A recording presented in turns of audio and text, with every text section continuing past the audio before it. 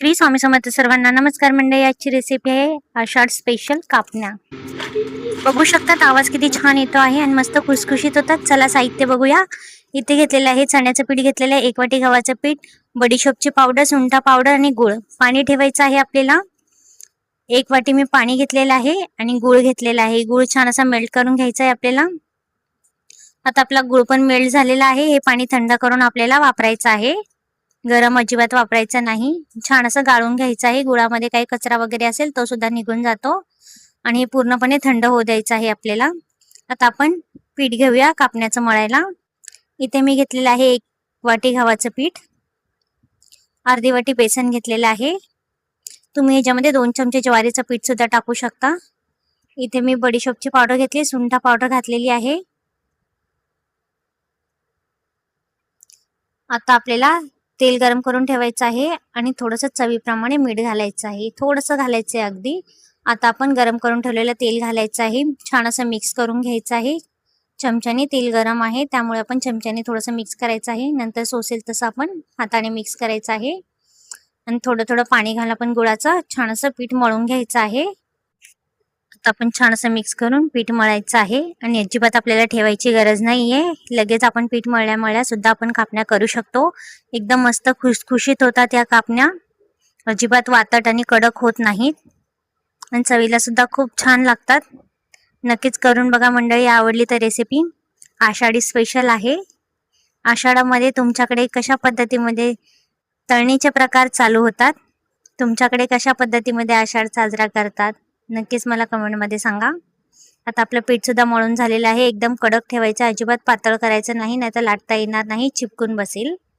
आणि लाटताना पीठ वगैरे अजिबात लावायची गरज नाहीये, फक्त तेलाचा हात लावायचा आहे आपल्याला आणि लाटायला घ्यायचं आहे। आता मी हुंडा करून घेतलेला आहे, असा गोल तेल लावून घेतलेला आहे। आता आपण पोळी लाटतो तशी लाटून घ्यायची आहे। जास्त पण पातळ करायची नाही, जास्त पण जाड ठेवायची नाहीये। जास्त पातळ लाटली तर एकदम कडक होऊ शकते तुमची कापणी, त्यामुळे अशी मीडियम साईज मध्ये आपल्याला लाटायची आहे आणि वरतून आपण खसखस लावायची आहे। आणि छान आपण अशा शंकरपाळ्या कट करतो तशा पद्धतीमध्ये, पण थोड्या मोठ्या मोठ्या आपल्याला कट करायच्या आहे। शंकरपाळीसारखी बारीक कट करायची नाही कापणी, मोठ्या मोठ्या कट करायच्या। छान आता आपण थोडंसं लाटून घ्यायचं आहे वरतून आणि आपण कट करून घ्यायची आहे शंकरपाळीसारखी, पण मोठ्या मोठ्या ठेवायच्या आहेत आपल्याला। तेल सुद्धा ठेवलेलं आहे मी गरम होण्यासाठी। आता आपण छान आता कट करून घेतलेलं आहे। आता आपण तेल चेक करूया आपलं गरम झालं आहे का। एक कापणी टाकून बघूया।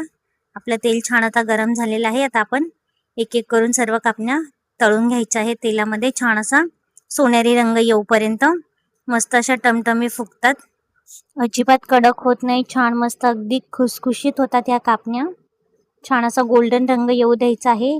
छान असा गोल्डन रंग आला की आपण कापण्या काढायच्या आहेत। छान मस्त टमटमीत फुगलेल्या आहेत आपल्या कापण्या, अजिबात वातट झालेल्या नाहीयेत, बघू शकता तुम्ही।